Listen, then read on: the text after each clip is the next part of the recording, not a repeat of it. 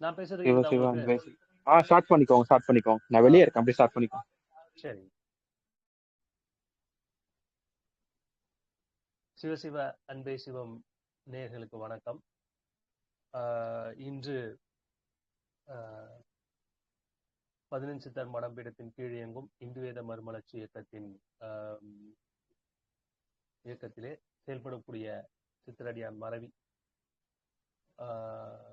நம்ம தொடர்ந்து நிறைய தலைப்புகள்ல பேசிக்கிட்டு இருக்கோம்.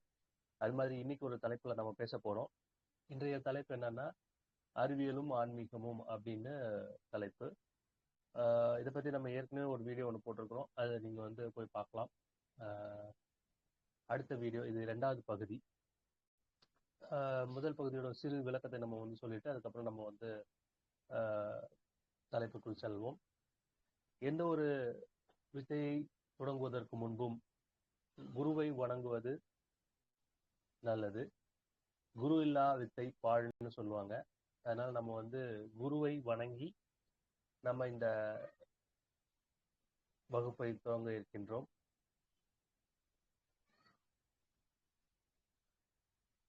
குரு வணக்கம். ஓம் குரு வாழ்க, ஓம் குருவே துணை, ஓம் குருவே எல்லாம், ஓம் குருவே போற்றி, ஓம் குருவே சரணம், ஓம் குருவே அனைத்திற்கும் வழியாக இருக்கின்றார், ஓம் குருவே அனைத்திற்கும் வழியாக இருக்கின்றார், ஓம் குருவே அனைத்திற்கும் வழிகாட்டியாக இருக்கின்றார், ஓம் குருவே அனைத்திற்கும் வழித்துணையாக இருக்கின்றார், ஓம் குருவே அனைத்திற்கும் வழிப்பயனாக இருக்கின்றார், ஓம் குருவே போற்றி போற்றி போற்றி போற்றி, சரணம் சரணம் சரணம் சரணம். ஓம் திருச்சிற்றம்பலம். ஓம். எல்லாம் வல்ல குருதேவரை வேண்டி இன்றைய வகுப்பை நாம் துவங்குவோம். இன்றைய வகுப்பு, இன்றைய தலைப்பு என்னன்னு பார்த்தீங்க அப்படின்னா அறிவியலும் ஆன்மீகமும் அப்படின்னு. நம்ம ஏற்கனவே வந்து அறிவியல் என்ன, ஆன்மீகம் என்றால் என்ன அப்படிங்கிறத நம்ம வந்து சொல்லியிருந்தோம். மக்களுக்கு புரியறதுக்காகத்தான் வந்து பார்த்தீங்கன்னா அறிவியலும் ஆன்மீகமும்ன்ற தலைப்பை நம்ம கொடுத்துருக்கோமே தவிர உண்மையிலேயே இந்த தலைப்பு தவறு. அறிவியல் ஆன்மீகம் அப்படின்னு இந்த ரெண்டையும் நீங்க பிரிச்சு பார்க்கறதே முதல் தவறு. அதாவது ஆன்மீகம்னா என்ன, யார் ஆன்மீகவாதி அப்படிங்கிறதுக்காக நம்ம வந்து ஒரு முழுமையான ஒரு தலைப்புல நம்ம பேசியிருப்போம். ஆன்மீகம்னா என்ன அப்படிங்கிறத பத்தி பேசியிருப்போம். அந்த காணொலியை பார்த்தவங்களுக்கு இந்த தலைப்பே தவறு அப்படிங்கிறது நல்லா புரியும். ஸோ அதனால வந்து முதல்ல இந்த தலைப்புக்கான விளக்கத்தை நம்ம கொடுத்து விட்டு நம்ம அடுத்த விளக்கத்துக்கு நாம் செல்வோம். முதல்ல நம்ம ஆன்மீகம்னா என்னன்னு நம்ம புரிஞ்சுக்கணும். ஆன்மீகம் என்றால் வந்து பாத்தீங்கன்னா ஒரு 5 படிநிலைகளை கொண்டதுதான் வந்து ஆன்மீகம். அதுல என்னன்னா என்னென்ன படிநிலைகள் அப்படிங்கிறது நம்ம விளக்கமா நான் வேற ஒரு அது தலைப்புல சொல்லியிருக்கேன். நீங்க விளக்கமா தெரிஞ்சுக்கணும் அப்படின்னா நீங்க அதுல போங்க, அந்த தலைப்புல போய் பார்க்கலாம். யார் ஆன்மீகம் என்றால் என்ன அல்லது யார் ஆன்மீகவாதி அப்படின்ற தலைப்பை நம்ம பேசியிருக்கோம். இப்போ சுருக்கமா நம்ம வந்து ஆன்மீகம் என்றால் என்ன அப்படின்னு நான் சொல்லிடுறேன். இப்போ சொன்னதுக்கு அப்புறம் தான் உங்களுக்கு புரியும் இந்த அறிவியலும் ஆன்மீகமும் ஏன் இந்த தலைப்பே தவறு அப்படிங்கறது நான் சொல்றேன் அப்படிங்கிறது உங்களுக்கு புரியும். முதல்ல ஒரு ஆன்மீகம் என்றால் என்னன்னா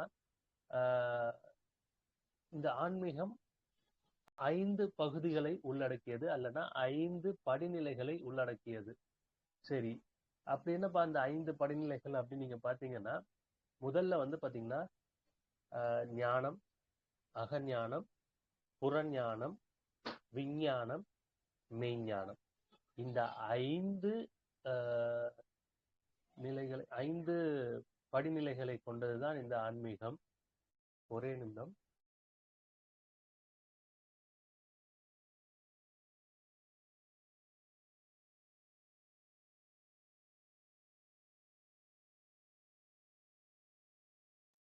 மணிக்கும் ஒரு சிறிய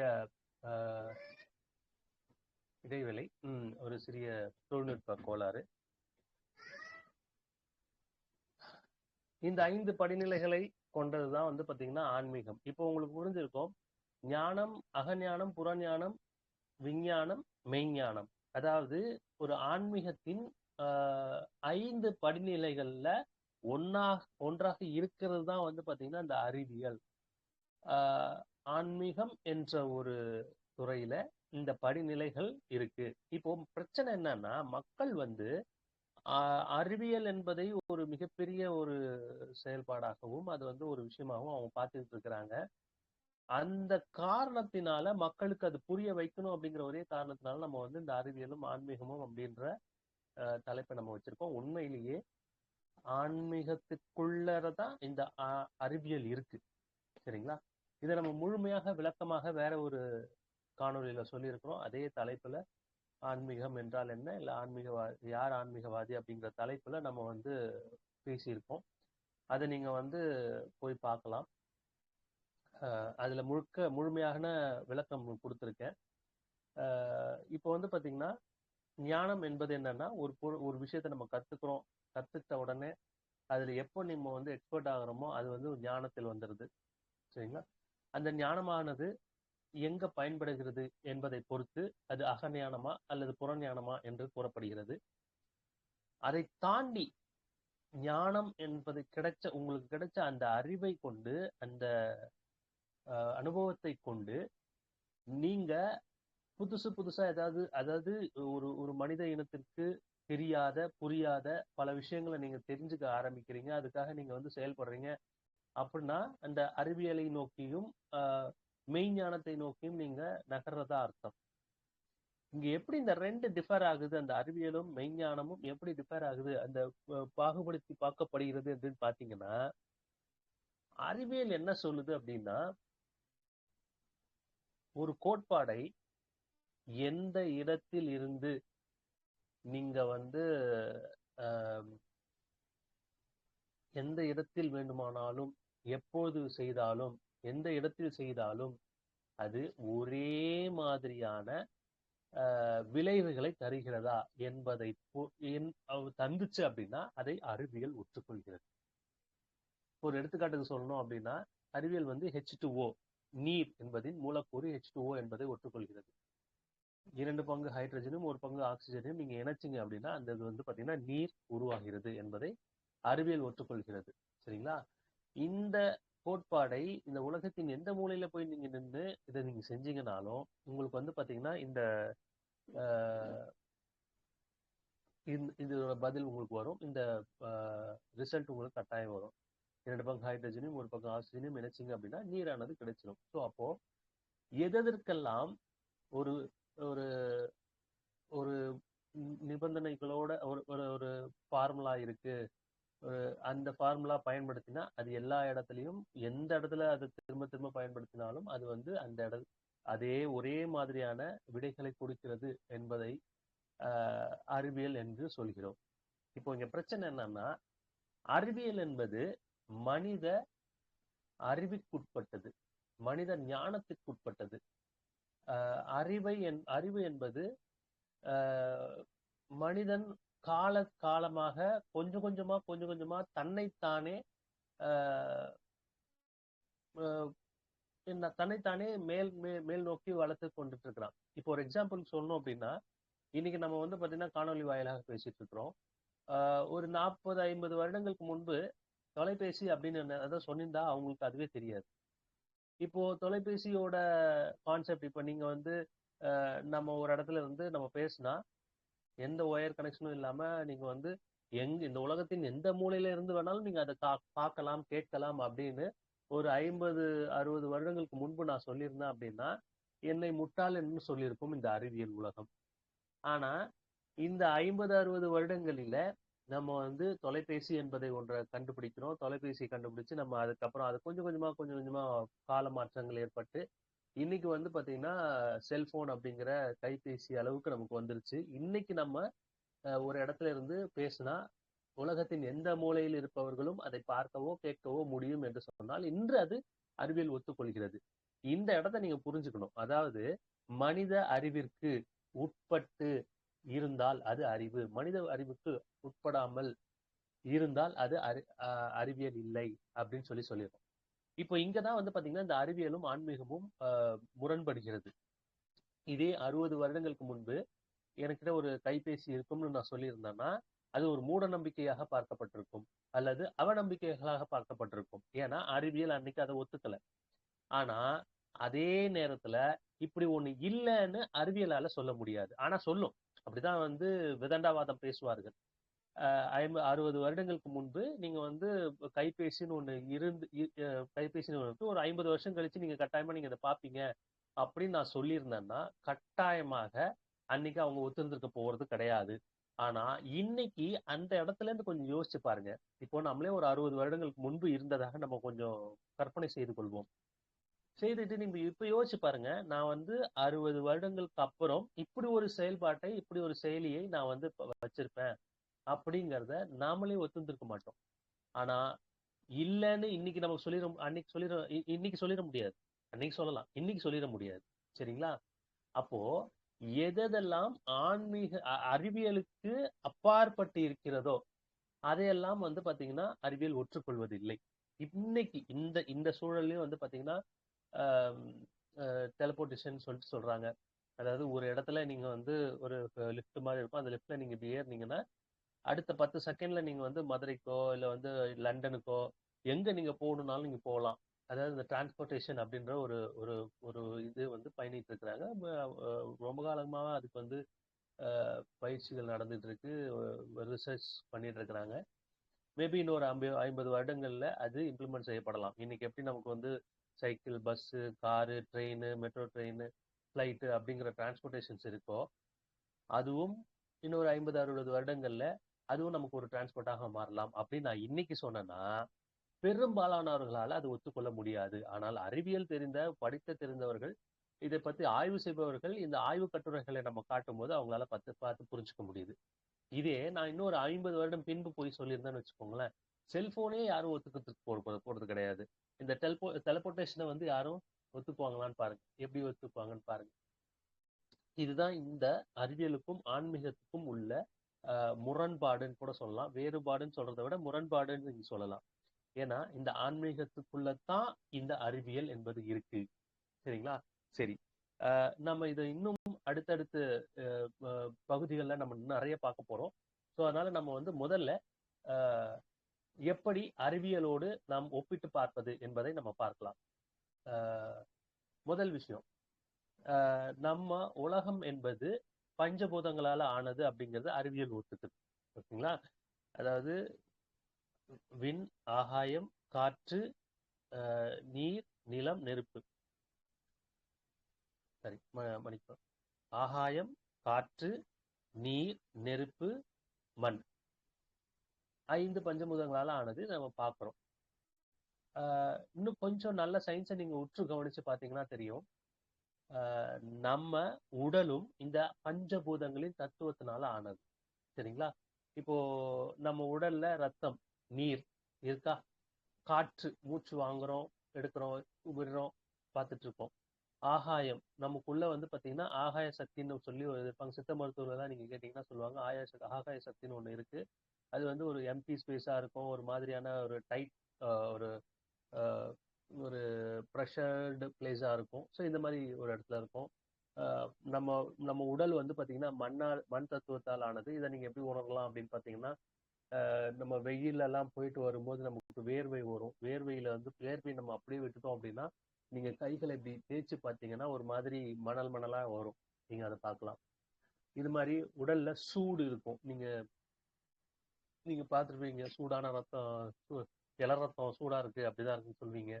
நம்ம இந்த கோழி, ஆடுக இருக்கிறவங்களுக்கு தெரியும், இந்த டாக்டர்ஸ்க்கும் தெரியும். அது நீங்க உடம்புல இருந்து நீங்க எடுக்கும் போது ஃப்ரெஷ்ஷா நீங்க எடுத்தீங்க அப்படின்னா அந்த சிரஞ்சியே பார்த்தீங்கன்னா, ஊசியை பார்த்தீங்கன்னா கொஞ்சம் ஒரு வார்மா இருக்கும்.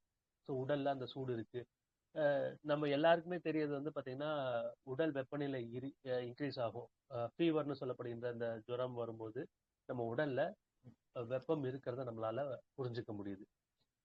அப்போ இந்த அறிவியல் என்ன பண்ணுது அப்படின்னா இந்த பஞ்சபூதங்களாலதான் இந்த உலகம் உருவாயிருக்குன்றதை ஒத்துக்குது.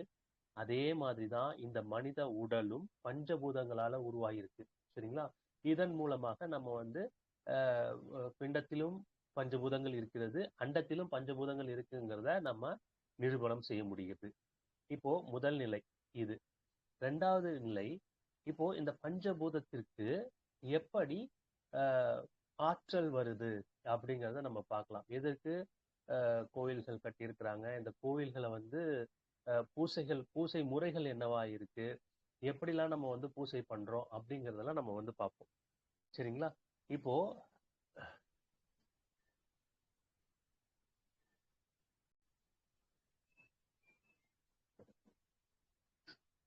அதாவது இந்த பஞ்சபூதத்திலான உலகத்துல பஞ்சபூத தத்துவத்தின் அடிப்படையில உருவாக்கப்பட்ட இந்த மனிதன் எப்படி தன்னை இந்த எப்படி மேம்படுத்திக் கொள்கிறான் அப்படிங்கறத நம்ம பார்ப்போம். இப்போ இந்த இயற்கையோட தத்துவம் என்னன்னு பாத்தீங்கன்னா, இந்த இயற்கை எப்படி தன்னை தகவமைச்சுக்குதுன்னு பாத்தீங்கன்னா, ஒரு இந்த பஞ்சபூதத்துல இந்த பஞ்சபூதம் எல்லாருக்கும் ஒரே மாதிரி இருக்காது. இப்ப ஒரு எடுத்துக்காட்டுக்கு சொல்லணும் அப்படின்னா, நீர் தத்துவம் அதிகமாக உள்ளவர்களுக்கு நெருப்பு தத்துவம் கம்மியா இருக்கும். நெருப்பு தத்துவம் அதிகமா இருக்கிறவர்களுக்கு மண் தத்துவம் கம்மியா இருக்கும். மண் தத்துவம் அதிகமா இருக்கிறவங்களுக்கு ஆகாய தத்துவம் கம்மியா இருக்கும். ஸோ இந்த மாதிரி ஏதோ ஒரு காம்பினேஷன்ல, அதாவது இப்போ நீங்க 5 பஞ்சபூதங்கள் இருக்கு, ஒன்னுக்கும் 20% நீங்க வச்சுக்கிட்டீங்க அப்படின்னா, எல்லாருக்கும் ஒரே மாதிரி 20% இருக்குமான்னு கேட்டீங்கன்னா கிடையவே கிடையாது. ஒவ்வொருத்தருக்கும் ஒவ்வொரு மாதிரி இருக்கும். இப்போ காற்று தத்துவம் ஒருத்தருக்கு 5% இருக்கு அப்படின்னா, இன்னொன்னு வந்து பாத்தீங்கன்னா 30% இருக்கும், இன்னொன்னு வந்து 10% இருக்கும், இன்னொன்னு 40% இருக்கும். இப்படி வேறு வேறு சதவீதங்கள்ல இருக்கிறோம். அதனாலதான் வந்து பாத்தீங்கன்னா மனிதருக்கு மனிதர் இடையிலே கிட்டத்தட்ட ஒருத்தருக்கும் இன்னொருத்தருக்கும் சம்பந்தமே இல்லை அப்படிங்கிற மாதிரி பல கோடி மக்கள் பிறந்திருந்தாலும் ஒவ்வொருத்தருக்கும் நடுவுல எந்த விதமான தொடர்பும் இல்லை. ஒவ்வொருத்தருமே வந்து பாத்தீங்கன்னா ஒவ்வொரு விதமாகத்தான் இருக்கிறார்கள் அப்படின்னு சொல்லிட்டு சொல்லப்படுது.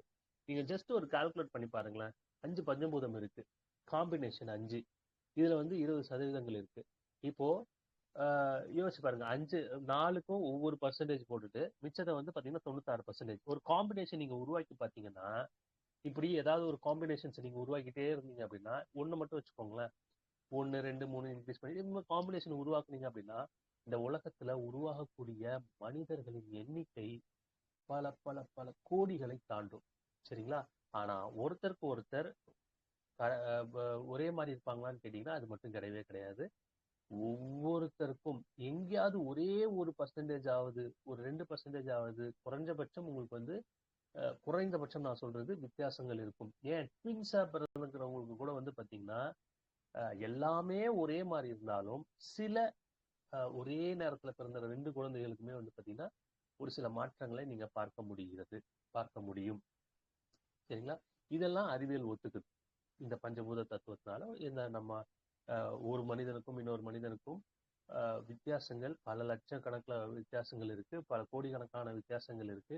ஆனா எல்லாருமே ஒரே மாதிரியான ஒரு அமைப்புல தான் பிறந்திருக்கிறாங்க. பிறக்கும் போது எல்லாமே ஒரே மாதிரிதான் பிறக்கிறாங்க அப்படிங்கறதெல்லாம் நம்ம அறிவியல் ஒத்துக்குது.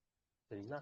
இப்போ எங்க இந்த அறிவியலும் ஆன்மீகமும் முரண்படுகிறது என்று பாத்தீங்கன்னா, இதெல்லாம் வந்து மனிதனுக்கு புரியும். இந்த புரிஞ்சதுனால அவன் என்ன பண்ணுவான் அப்படின்னா, எதெல்லாம் மனிதர்களுக்கு புரிகிறதோ, எதெல்லாம் மனிதர்களால உறுதி செய்யப்படுகிறதோ, அல்லது எதெல்லாம் மனிதர்கள் ப்ரூவ் பண்றாங்களோ, அதாவது ஒரே இடத்துல ஒரே மாதிரியான டெஸ்ட்டை நீங்க வந்து எந்த இடத்துல நீங்க பண்ணாலும் ஒரே மாதிரியான ரிசல்ட் வருது அப்படிங்கறதெல்லாம் வந்து பாத்தீங்கன்னா ப்ரூவ் பண்ணீங்க அப்படின்னா உங்களால அத அறிவியல் ஒத்துக்குது. இதை தாண்டி இப்போ இந்த பல லட்சம் கோடி இருக்கிறது எப்படி ஒத்துக்கிறாங்க அப்படின்னா, உண்மையிலே மனிதனால கணக்கிட முடியாது. என் கோடி மனிதர்கள் இருக்கிறாங்கன்னு சொல்லலாமே தவிர, இத்தனை காம்பினேஷன்ஸ்ல இத்தனை வகையான மக்கள் உருவாகுவாங்கன்றது ஒத்துக்கல, கண்டுபிடிக்க முடியாது. இன்ஃபினிட்டி அப்படிங்கிற ஒரு கான்செப்டை நம்ம அறிவியல் ஒத்துக்குது. அந்த மாதிரியான சூழல்ல எதை நம்ம வந்து கணக்கிட முடியலையோ அதை வந்து இன்ஃபினிட்டி அப்படிங்கிற ஒரு பெயர் கொண்டு நம்ம அழைக்கிறோம். அதே மாதிரிதான் மனிதனோட மனிதன் எத்தனை பிறவிகள் இருக்கிறாங்க, எத்தனை உயிர்கள் இருக்கு, எத்தனை கோடி மக்கள் இருக்கிறாங்க அப்படின்னு நீங்க கணக்கு போட்டு பாத்தீங்கன்னா அது இன்ஃபினிட்டி அப்படிங்கிற கணக்கின்படி அவங்க ஒத்துக்கிறாங்க. ஸோ இப்போ இந்த ஆன்மீகமும் அறிவியலும் எப்படி ஒத்து போகுதுன்னு பாருங்க. இதே வந்து பாத்தீங்கன்னா இதே உலகத்துல இன்னும் பற்பல உலகங்கள் இருக்கு, டைமென்ஷன்ஸ் இருக்கு அப்படிங்கிறத அறிவியல் ஒத்துக்குது. அதாவது ஆன்மீகம் இங்க பல படிநிலைகள் இருக்கு. நீங்க முதல்ல சிவபுராணத்துல பாத்தீங்கன்னா புல்லாகி பூடாய் புழுவாய் மரமாகி பல்விருகமாகி பறவையாய் பாம்பாகி கல்லாய் மனிதராய் பேயாய் கணங்களாய் வல் அசுரராகி முனிவராய் தேவராய் செல்லா நின்ற இத்தாவர சங்கமத்துள் பிறந்திழைத்தேன் என்பெருமான் அப்படின்னு சொல்லிட்டு ஒரு சிவபுராணத்துல இந்த வரிகள் வரும். இந்த வரிகளை நீங்க எடுத்து பாத்தீங்க அப்படின்னா உங்களுக்கு நல்லா தெரியும், நிறைய பிறப்புகளை நான் பிறந்திருக்கிறேன், பிறந்து பிறந்து பிறந்து பிறந்து பிறந்து இழைத்து விட்டேன், அதாவது ரொம்ப போர் அடிச்சிருச்சு, எனக்கு என்னால முடியல அப்படின்னு மாணிக்க வாசகர் சொல்ற அந்த சிவபுராணத்துல சொல்லுவாரு. இவ்வளவு பிறப்பு பிறந்துட்டேன், இப்பதான் உன்னை சரணடைகிறேன் அப்படின்னு சொல்லி சொல்றாரு. இந்த வார்த்தைகளை நீங்க எடுத்து பாத்தீங்கன்னா புல்லாகி பூடாய் புழுவாய் மரமாகி பல்விருகமாகி பறவையாய் பாம்பாகி கல்லாய் மனிதராய் இது வரைக்கும் அறிவியல் ஒத்துக்குது. வல் அசுரராகி முனிவராய் தேவராய் செல்லா ஆனின்ற தாவர சங்கமத்துள் நீங்க போனீங்கன்னா இதெல்லாம் அறிவியல் ஒத்துக்கல. ஏன்னா முனிவர்னா யாருன்னு தெரியாது, கணங்கள்னா யாருன்னு தெரியாது, அவங்க எப்படி இருப்பாங்கன்னு தெரியாது. அப்போ அறிவியலை பொறுத்த வரைக்கும் தன் அறிவுக்கு மேல எது இருந்தாலும், என்னோட இந்த அறிவுக்கு மேல இருக்கிறதா இருக்கட்டும், இல்ல புரியாத பொருட்களா இருக்கட்டும், இந்த மாதிரி புரியாத விஷயமோ ஒரு தெரியாத விஷயமோ இருந்துச்சு அப்படின்னா உடனே அந்த அறிவியல் அதை ஒற்றுக்கொள்வதில்லை. சோ இங்க நீங்க சிவபுராணத்துல இவ்வளவு விஷயம் சொல்றாங்க. புல்லாகி பூடாய் புழுவாய் மரமாகி பல்விருகமாகி பறவையாய் பாம்பாய் கல்லாய் மனிதராய் பேயாய் கணங்களாய் வல் அசுரராகி முனிவராய் தேவராய். அதாவது பேய் இருக்கு அப்படிங்கறத இப்பதான் கொஞ்சம் கொஞ்சமா ஒத்துக்கிறாங்க. இப்பதான் நிறைய நான் பார்க்க முடியுது, பேய் இருக்கு அப்படிங்கறத ஒத்துக்கிறாங்க. ஒரு சிலர்லாம் இன்னைக்குமே ஆர்குமெண்ட் பண்ணுவாங்க, சாமியும் கிடையாது பேயும் கிடையாது பிசாசும் கிடையாதும்பாங்க. ஆனா அறிவியல் இப்போ கொஞ்சம் கொஞ்சமா அதை நம்ம ஒத்துக்கிட்டு இருக்கு. இதுக்கு ஒரு எக்ஸாம்பிள் சொல்லலாம். நீங்க ஜேர்னி ஆஃப் அ சோல் அப்படின்னு சொல்லிட்டு ஒரு புத்தகம் இருக்கு. இந்த புத்தகத்துல பாத்தீங்கன்னா ஒரு ஒவ்வொரு பேஷண்ட் பாத்தீங்கன்னா ஹிப்னோடைஸ் பண்ணிட்டு அவங்களோட முன் ஜென்மங்கள்ல, அதாவது இந்த பிறப்புக்கு முன்னாடி இந்த ஆன்மா எப்படி இருந்துச்சு அப்படிங்கிற இன்வெஸ்டிகேஷன் பண்ணியிருக்கிறாங்க. இந்த மாதிரி பல பல இன்வெஸ்டிகேஷன் பல பல ஆன்மாக்களோட பண்ணியிருக்கிறாங்க. அதுல கிடைச்ச ரொம்ப முக்கியமான தகவல்களை அந்த புத்தகத்துல ஒரு பகுதியை தான் போட்டிருக்காங்கன்னு நினைக்கிறேன், முழுசா போடல. ஆனா அதுலயே நமக்கு தேவையான மிகச்சிறந்த தகவல்கள்லாம் அதுல இருக்கு. அந்த புத்தகம் இப்ப நம்ம எதுக்காக இந்த புத்தகத்தை சொல்றோம் அப்படின்னா, நம்ம ஊர் ஆட்கள்கிட்ட நம்ம சொன்னாம ஒத்துக்க மாட்டாங்க, ஆனா வெள்ளைக்காரன் சொன்னா ஒத்துக்குவாங்க. சரிங்களா? அந்த வெள்ளைக்காரன் ஒத்துக்கிறான், பேயின்னு ஒண்ணு இருக்கு, பிசாசுன்னு ஒண்ணு இருக்கு, ஆன்மான்னு ஒண்ணு இருக்கு, மறுபிறப்புன்னு ஒண்ணு இருக்கு அப்படின்னு வெள்ளைக்காரன் கண்டுபிடிச்சு சொல்லிட்டான். அதை நம்ம ஒத்துக்குவோம். அதை நம்ம ஆமா கரெக்ட், வெள்ளைக்காரன் சொன்னா கரெக்டா இருக்கும், நம்ம ஊர் ஆட்கள் சொன்னா கரெக்டா தப்பா இருக்கும் அப்படின்னு சொல்லி நம்ம ஆர்கியூ பண்ணுவோம். சரிங்களா? அதனாலதான் நான் இந்த ஒரு எக்ஸாம்பிள் சொன்னேன். ஜேர்னி ஆஃப் சோல் அப்படிங்கிற ஒரு புத்தகம் இருக்கு. அந்த புத்தகத்தை நீங்க பார்க்கலாம். அந்த புத்தகத்துல இவ்வளோ இவ்வளோ விஷயம் இருக்கு. சரிங்களா? ஸோ உங்களால முடிஞ்சா அந்த புத்தகத்தை நீங்க வாங்கி படிச்சு பாருங்க, நல்லது. இதன் இரண்டாவது பகுதியை மன்னிக்கணும், மூன்றாவது பகுதியை நம்ம பார்ப்போம். இது வரைக்கும் நம்ம பார்த்திருக்கிறது பாத்தீங்கன்னா அறிவியலுக்கும் ஆன்மீகத்துக்கும் உள்ள முரண்கள் என்ன, எப்படி அது முரண்படுது அப்படிங்கறத பார்த்திருக்கோம். இதுல அறிவியல் எதை எதெல்லாம் ஒற்றுக்கொள்கிறது, அதாவது மனிதன் பஞ்சபூதத்தாலான தத்துவத்தால் ஆனதுதான் மனிதன் என்பதை அறிவியல் ஒற்றுக்கொள்கிறது என்று சொல்லியிருக்கோம். இந்த உலகம் பஞ்சபூதத்தால் ஆனது அப்படிங்கறத நம்ம சொல்லியிருக்கிறோம். இது எப்படி காம்பினேஷன்ல ஒர்க் ஆகுது அப்படிங்கறத நம்ம இன்னைக்கு நம்ம பேசியிருக்கோம். இதை தாண்டி அடுத்த பகுதியில நம்ம இந்த பஞ்சபூத தத்துவத்தை சரி செய்வதற்காக சித்தர்கள் எப்படி கோயில்களை உருவாக்குனாங்க, பூசைகளை உருவாக்குனாங்க, எதோட தத்துவத்தோட எல்லாம் நம்ம உருவாக்கி இருக்கிறாங்க, இந்த காம்பினேஷன்ஸோட உருவாக்கி இருக்காங்க அப்படிங்கறதெல்லாம் நம்ம அடுத்தடுத்த பகுதிகளில் நம்ம பார்ப்போம். இது வரைக்கும் யாருக்காவது கேள்விகள் இருந்துச்சுன்னா நம்ம கேட்கலாம், இல்லைன்னா நம்ம பகுதியை நிறைவு செய்திருக்கலாம்.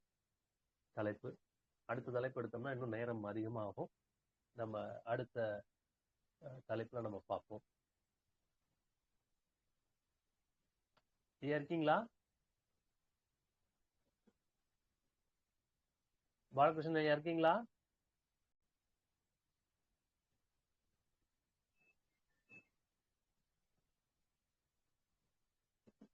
ஐயா பாலகிருஷ்ணன் ஐயா இருக்கீங்களா?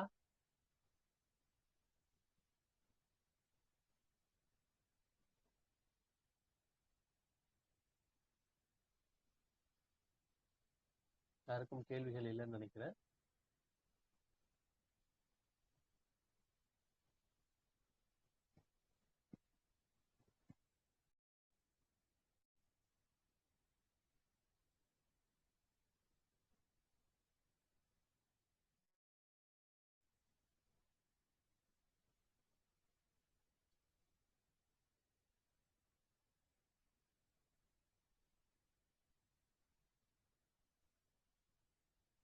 நல்லது.